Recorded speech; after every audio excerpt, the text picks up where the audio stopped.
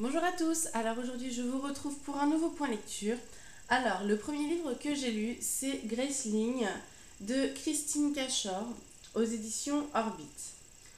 Alors Graceling c'est de la fantasy, donc on se retrouve en fait dans un des 7 royaumes existants dans, dans ce livre et on suit Katsa qui est un Graceling.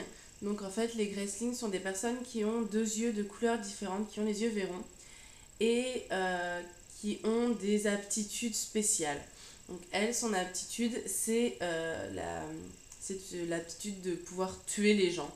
Donc elle arrive à très facilement tuer les gens sans trop avoir à réfléchir. Et donc son oncle, qui est le roi d'un des royaumes, décide de l'utiliser comme assassineuse, vengeresse, etc. à son compte. Et elle va faire la rencontre d'un autre Graceling qui lui a plutôt un pouvoir de combat. Et ensemble, ils vont aller en mission pour retrouver le grand-père de ce Graceling en fait, qu'elle rencontre. Et un peu démasquer un complot maléfique, etc. Ce que j'en ai pensé, j'ai bien aimé, mais je trouvais que c'était un peu... Comment dire ça? C'est pas très original comme histoire de fantasy. Bon, je suis pas une... Je lis pas énormément de fantasy comme ça, un peu médiéval à la Tolkien avec des cartes au début. J'en ai pas non plus lu des masses et des masses. Mais voilà, je trouve il y a du déjà vu. Encore une histoire avec l'assassin du roi qui a du mal à gérer son métier particulier, qu'on retrouve dans plusieurs histoires. Euh, les, les royaumes, la politique qu'il y a autour des royaumes n'est pas très aboutie. Enfin voilà, c'est pas. J'ai pas trouvé que c'était super original.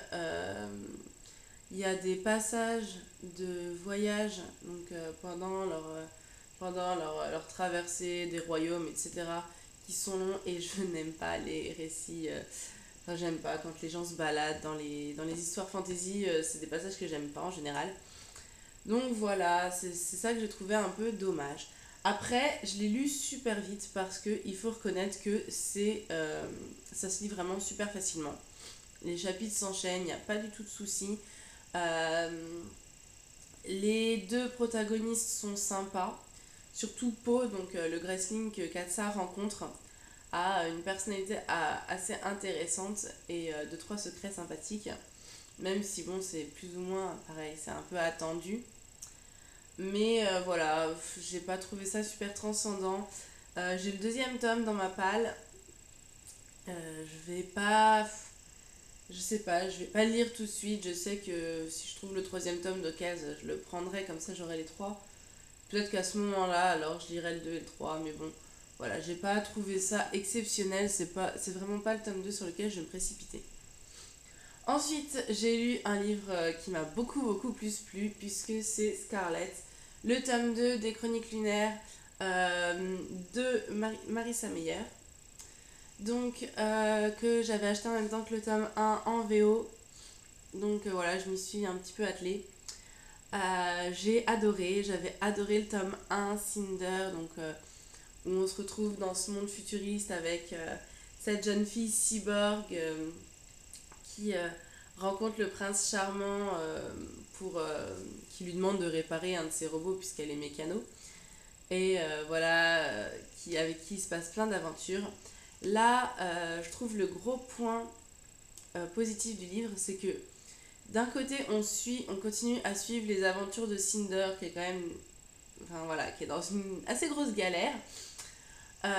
Mais en même temps, on a le personnage de Scarlett qui se greffe à l'histoire.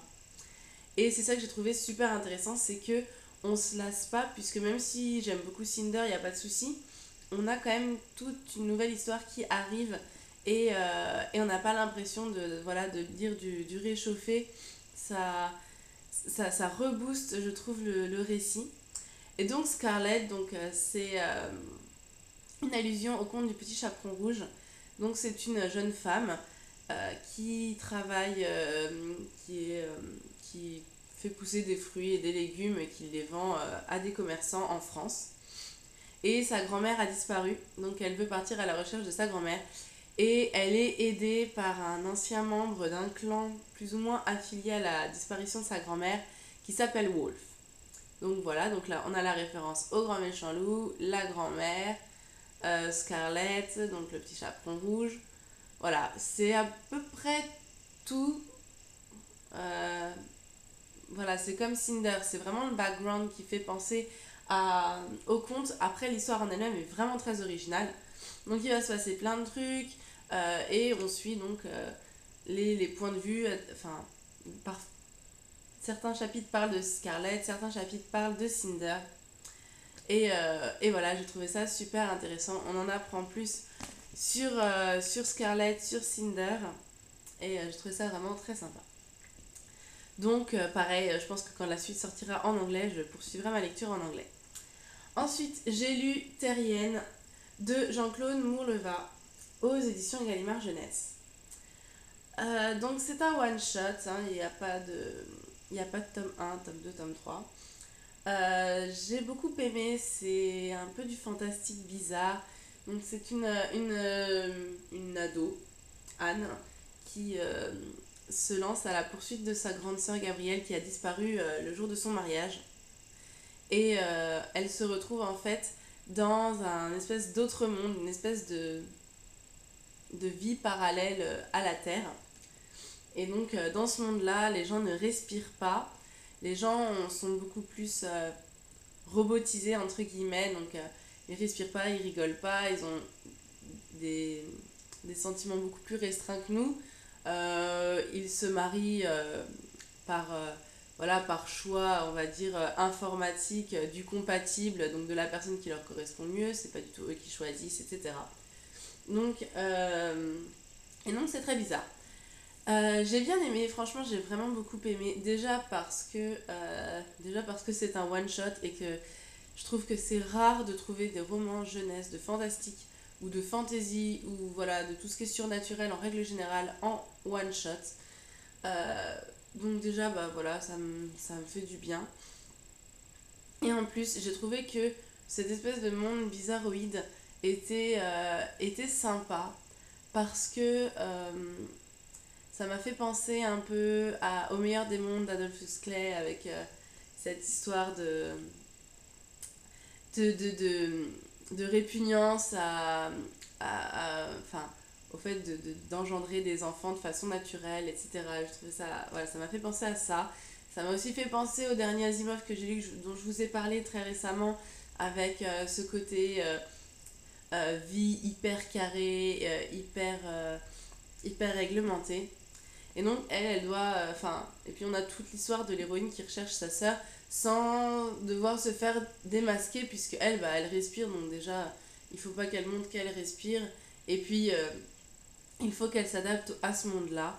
J'ai trouvé qu'il y a des rebondissements vraiment sympas. Le personnage de Bran est un personnage que j'ai beaucoup aimé. Alors voilà, c'est un one shot, le monde n'est pas hyper développé, mais je trouve que franchement ça suffit, on s'y fait, il n'y a pas de sensation de manque ou de choses non expliquées qui pourraient me gêner, comme j'ai pu l'avoir par exemple avec la quête du livre monde.